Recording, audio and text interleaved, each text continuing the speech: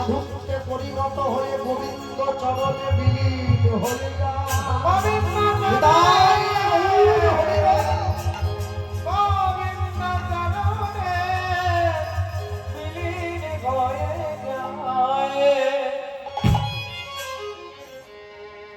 অনেকগুলো করে ছেলে মেয়ে জন্ম দিলেই যদি আসল পুরুষ হওয়া যেত, তাহলে জঙ্গলের রাজা বাঘ নয়, জঙ্গলের রাজা হতো শূকর। শূকর 6 মাস ছাড়া 10টা করে বাচ্চার জন্ম দেয়, বছরে 20টা। বাঘ 12 বছরে 4টে বাচ্চার জন্ম দেয়। জঙ্গলের রাজাকে শূকর না বাঘ? বাঘ। হ্যাঁ, 100টা সন্তানের জন্ম দিয়ে কি করবে? কোনটা কাগজ কুড়ুনি আলা, কোনটা চুল আলা, কোনটা খাতা বই বিক্রি আলা, কোনটা পুরনো টিন ভাঙা আলা, ও জন্ম দিয়ে কি করবেন? একটার জন্ম দেবেন যেটা 100টার সমান হয়ে যাবে। হ্যাঁ, যে সমস্ত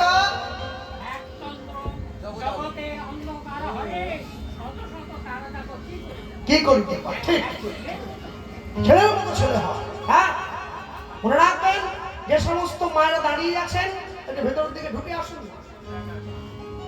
আসুন না। হ্যাঁ, আসুন। আমি দেখতে খারাপ করে ভিতরে আসুন। 3টে ঘন্টা সহ্য করুন না। মা বলছে গোপাল তো গোপাল। আসুন, আমি নেপাল থেকে আসিনি, পশ্চিম প্রান্তে করতে গেছি। বলে আসুন। হ্যাঁ, বলে আসুন। আরে ভয় নেই, উঠে চলে গেলে বলবো নি কেন যাচ্ছে। আসুন, হরিনামের সময় আসতে ঢুকতে চাই না, সমস্যা আছে বুঝলেন, উঠে গেলে আবার ধরে দিন। হ্যাঁ, বাবাদের নিয়ে ভয় নেই, এরা দাঁড়িয়ে থাকবে 3 ঘন্টা দাঁড়িয়েই থাকবে। মায়েদের নিয়ে ভয়। বাবারা একা যায়, আবার একা এসে বসে, মায়েরা তো একা যায়নি, এই উঠে যাচ্ছে পাশের টাকে, নিজেও গেল, যা হচ্ছিল তারও মাথা খেলো। আপনি যাচ্ছেন যান না, ওকে টানছেন, শুধু দল ভারী করে, শুধু দল ভারী। হ্যাঁ, যাই হোক, একটু আগের দিকে এগিয়ে গিয়ে আসুন। যারা বসে আছেন আগের দিকে এগিয়ে গিয়ে দাঁড়িয়ে আছেন, মায়ের বসার জায়গাটা করে দেন। হ্যাঁ, যদি হয় সুজন, তেঁতুল পাতায় 9 জন, আর যদি হয় দুর্যোধন, তাহলে কচু পাতায় 1 জন। তাও তুলতে চাইনি, তাও বলে আমার আরো চাই, আমার আরো চাই, আমার আরো চাই। একটু এগিয়ে এগিয়ে আসুন। হ্যাঁ, সুদামা গোবিন্দের বদনে দিল। হ্যাঁ, ভক্ত দেয় ভগবানের বদনে, ভগবান দিল ভক্তের বদনে। শিক্ষা শেষ করে 64 দিনে 2 বন্ধু 64 বিদ্যায় পারদর্শী হলো। এই 64 বিদ্যায় পারদর্শী হয়ে ভগবান ফিরে গেল নিজের ঘরে, সুদামা ফিরে গেল নিজের ঘরে। কিন্তু যাওয়ার সময় ভগবান নিজে একটা পত্র লিখে সুদামার পুঁথির মধ্যে ঢুকিয়ে দিল, বন্ধু, জীবনে যদি কোনোদিন বিপদে পড়ে আমাকে তোমার প্রয়োজন হয়, তুমি একবার শুধু আমাকে স্মরণ করবে, আমি তোমার সকল বিপদ থেকে তোমাকে মুক্তি দান করব। শুধু আমার ঘরে ফিরে এসেছে, পুটুলি টুলিগুলো ভালো করে মুড়ে, পড়াশোনা তো শেষ, একবারে শিখেতে তুলে রেখে দিচ্ছে। এবার যত দিন যাচ্ছে তত গরিব হয়ে যাচ্ছে, তত গরিব হয়ে যাচ্ছে, তত গরিব হয়ে যাচ্ছে। আমি অনেক অনেক গ্রামে গিয়ে দেখেছি, হরিনাম গাইতে গিয়ে সেই গ্রামের মায়েরা বলে, আমাদের গ্রামে একটা কালী মন্দির আছে গোপালবাবু, জানেন তো, প্রতি বছর কালী পুজোর সময় গ্রামের মায়েরা কালী পুজোর মা কালীর ঘরে পড়ে। আছে না, এর অনেক গ্রামে আছে, মা কালী ঘর করছে, অনেক গ্রামে আছে মা মনসা ঘর করে, অনেক গ্রামে আছে মা শীতলা ভর করে। আচ্ছা, আজ পর্যন্ত আপনাদের চোখে এমন কোনো মানুষ পড়েছে কি, এমন কোনো বাড়ির মা বোনেরা পড়েছে যাকে রাধা গোবিন্দ ভর করেছে? কেন করবেন? নিতাই গৌর, অদ্বৈত আচার্য, কেউ নয়। কেন জানেন? মনে রাখবেন, সব দোকানে কি আর সোনা পাওয়া যায়? সোনার দোকানে খদ্দের কম হয়, যেটুকু হয় সলিড খদ্দের হয়। মুদিখানার দোকানে অনেক খদ্দের, হ্যাঁ, 50 ডাল দাও, 50 তেল দাও, 50 নুন দাও। কষ্ট না করলে কি কৃষ্ণ পাওয়া যায়? কোনোদিন পাওয়া যায় না। আমার বাবা বলতেন, তুই তো ভগবানকে ভালোবাসিস, তুই তো ভগবান ভালোবাসিস, কোনোদিন বিচার করে দেখেছিস? তুই ভগবানকে ভালোবাসিস, কিন্তু ভগবান তোকে ভালোবাসে তো? ভগবান তোকে যেন ভালোবাসে সেই কর্মটা করবে বাবা। একতরফা ভালোবেসে যাচ্ছিস, এ তো ভালোবাসা হবে না। কি ভালোবাসা? ভালোবাসো শুধুই তাকে, ভালোবাসায় ভালোবাসা দিয়া বেঁধে যে রাখে, তবেই ভালোবাসা সফল হয়। ভক্তমণ্ডলী মায়েরা, সুদামা ঘরে ফিরে এসছে। আরো দিন যায়, আরো মাস যায়, আরো বছর যায়, আস্তে আস্তে করে সুদামা যৌবনে পা দিল। ওইদিকে গোবিন্দ দ্বারকার রাজা হয়ে গিয়েছে, আর সুদামা যৌবনে পা দিয়ে বিবাহ করে বাড়িতে স্ত্রী নিয়ে এলো। সুদামার স্ত্রীকে সুশীলা দেবী। তাহলে স্বামী যদি কৃষ্ণ ভক্ত হয়, তার স্ত্রীও কৃষ্ণ ভক্ত। সুদামা ভিক্ষায় যায়, ভিক্ষা করে যা পায় তাই দিয়ে গোবিন্দ সেবা দেয়। আমি বলি, যারা প্রকৃত সাধু হয়েছে, গেরুয়া পোশাক পরে, বড় দাড়ি, বড় জটা, সংসার করেনি, প্রকৃত সাধু কোনোদিন 5 বাড়ির বেশি ভিক্ষে করে না, পাক আর না পাক। যে প্রকৃত ব্রহ্মচারী হয়েছে, মঠে মন্দিরে থাকে, দৌড় কৌপিন বহির্বাস করে, সংসার নেই, প্রকৃত ব্রহ্মচারী কোনোদিন 11টা বাড়ির বেশি ভিক্ষে করে না, পাক আর না পাক। যে প্রকৃত ভক্ত হয়েছে, সংসারে থাকে কিন্তু স্ত্রী পুত্র আছে, ভগবানকে সেবা দিয়ে দিন কাটায়, প্রকৃত ভক্ত কোনোদিন 21টা বাড়ির বেশি ভিক্ষে করে না, পাক আর না পাক। কিন্তু আমার মতো ভিখারি আমি করি না, বলছি একদিনে 3 পালা গান হলেও করতে চাই। সকালে আমতলা, বিকেলে জামতলা, আর রাতে কেওড়া কলা কলা কিছু একটা হয়ে যাচ্ছে, যাই হবে। ভগবান বলে তুই করছিস, আমি তো মালিক রে, বসে আছি রে, 2 দিন পরে আমিও ব্যবস্থা করব। শুনেছি মেদিনীপুর থেকে ভেলোর নাকি কাছে হয়, ভেলুরে একটা সিট বুকিং করবো, বলা তো বন্ধ হয়ে গেল। যা টাকা রোজগার করছিলি বস্তা ভরে ডাক্তারকে দিয়ে দিতে হবে, লোভে পাপ। বলো জানেন, হ্যাঁ, যে লোকটার 500 সুগার আছে, ও মিষ্টির দোকান দেখলেই টানা হয়ে চলে যাচ্ছে, বলে জয়নগরের মোয়া আমাকে টানছে। জয়নগরের মোয়া আপনাকে টানেনি, আর তার মরণ আপনাকে টানছে, আপনি খেলেই মরবেন। জীবনে যত লোভ বাড়াবেন তত দুঃখ বেড়ে যাবে, তত লোভ কমিয়ে ফেলবেন, দুঃখটাও কমে যাবে। হ্যাঁ, ভক্তমণ্ডলী ভক্তিমতী মায়েরা, সুদামা গিয়ে ভগবানের নাম নিয়ে ভিক্ষা করে, ভগবানকে সেবা দিয়ে প্রসাদ পায়। কৃষ্ণ নামের মালা গেথে, কৃষ্ণ নামের মালা গেথে, মালায় পড়ে না রাধা নাম সাধাবাসী সৌর ভরে মিথ্যে। কৃষ্ণ নামের মালা গেথে, কৃষ্ণ নামের মালা গেথে, গলায় পড়ে না রাধা সাধাবাসী সৌর ভরে না।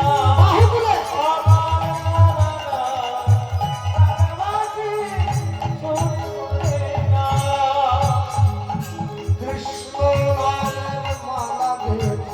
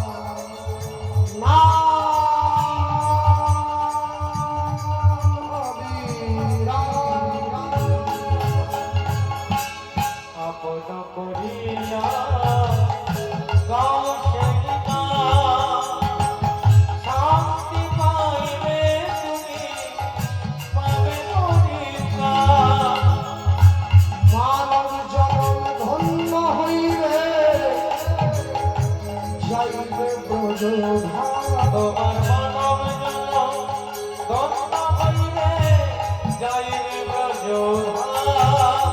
মানব জনম ধন্য হইবে যাইবে ব্রজধাম।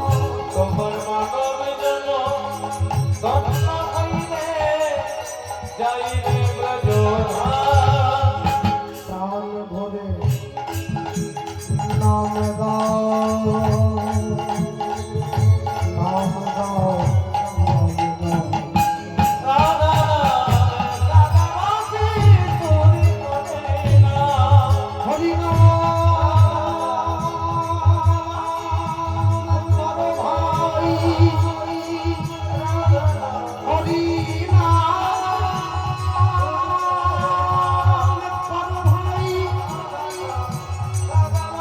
হরি নাম করো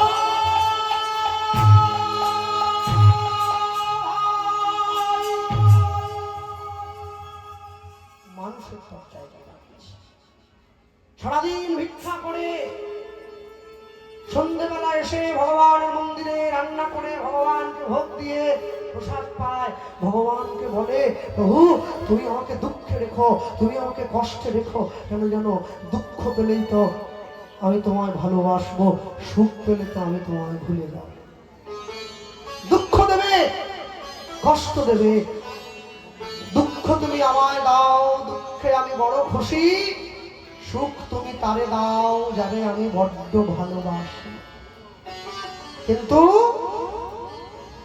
কংস রাজ্যে কৃষ্ণ নাম করা বড় দায়, করা বড় দায়। যে কৃষ্ণ নাম গাহিবে তার প্রাণ যাইবে রানীর আজ্ঞা, তার প্রাণ যাইবে রানীর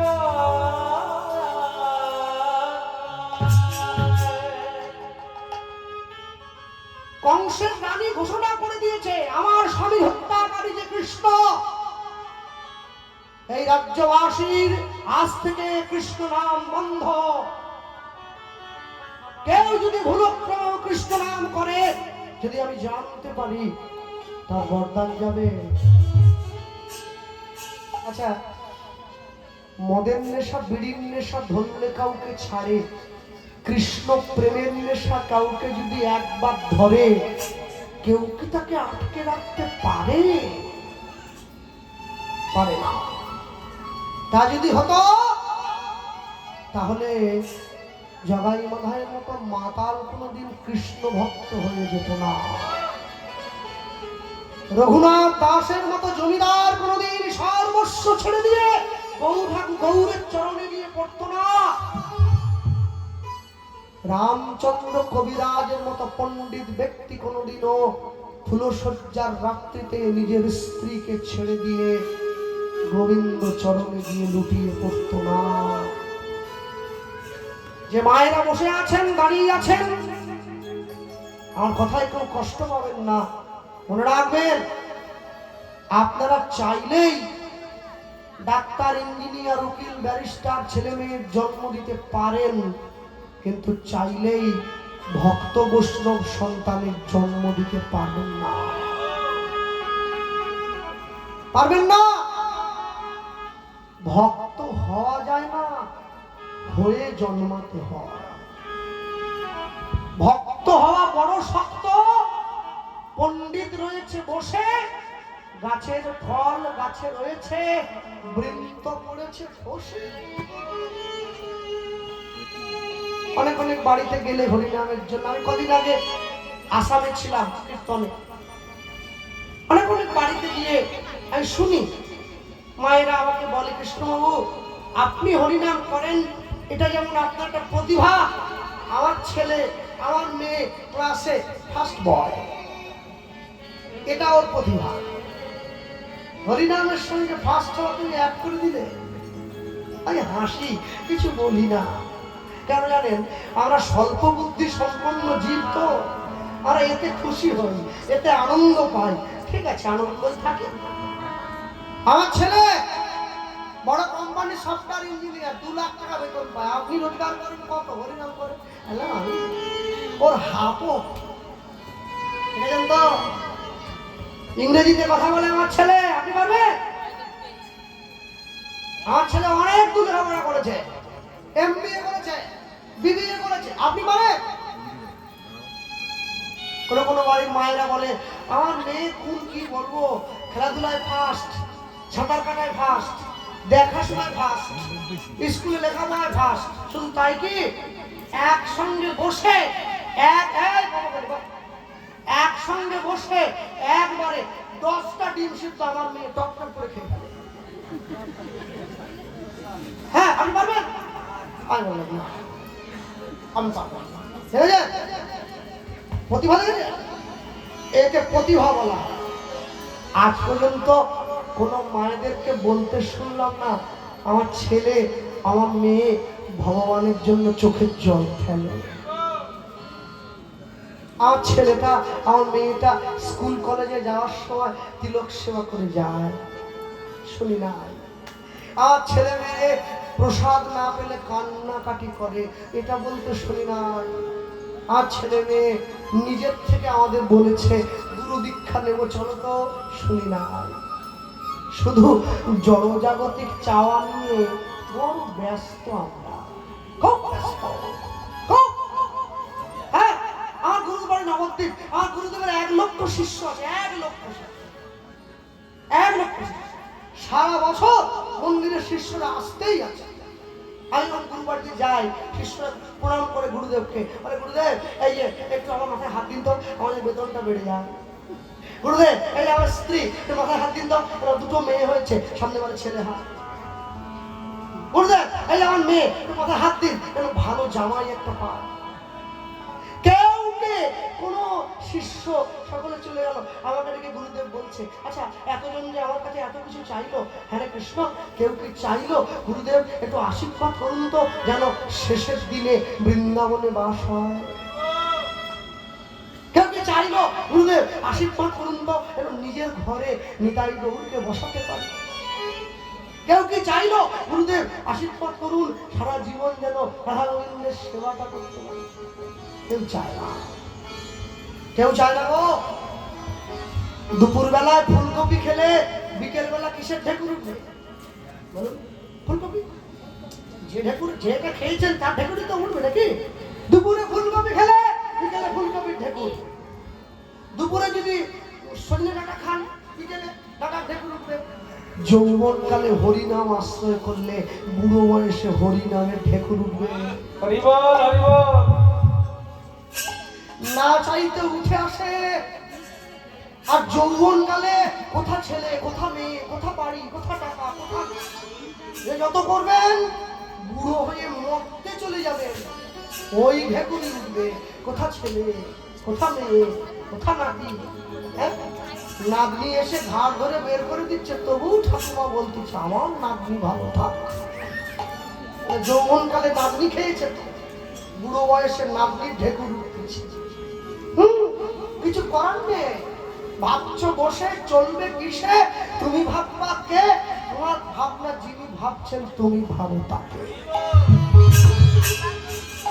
আমরা ভাবি না তো 24 ঘন্টা সময়ের মধ্যে 24টা সেকেন্ড তার চরণে দিতে পারলে সে তো আমার হয়ে যায়। ছাগলের দোকানে একটা ছাগলের গলা কাটা হচ্ছে, আরেকটা ছাগলকে খোঁটাতে বেঁধে রাখা হয়েছে, একটু পরে ওরও গলাটা কাটা হবে। এই মাংসটা বিক্রি হয়ে গেলেই ওকেও কাটবে, কিন্তু ওই ছাগলটা নিশ্চিন্তে কাঁঠাল পাতা চেবাচ্ছে, আমার এখন অনেক সময় আছে। একটা লোক মরে গেছে, ওকে 4 জনে শ্মশানে পোড়াচ্ছে, ওকে চিতাতে তুলে দিয়ে 4 জনে গোল টেবিল করে বসে চানাচুর দিয়ে মদ খাচ্ছে। মানুষ ভুলে গেছে একদিনকে আমাদেরকেও চিতায় উঠে যেতে হবে, আমাদেরও সময় শেষ হয়ে যাবে।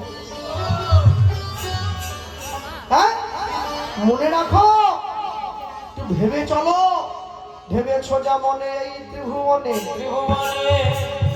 তুমি যেটা করে গেলে কেউ জানে না, কেউ জানে না।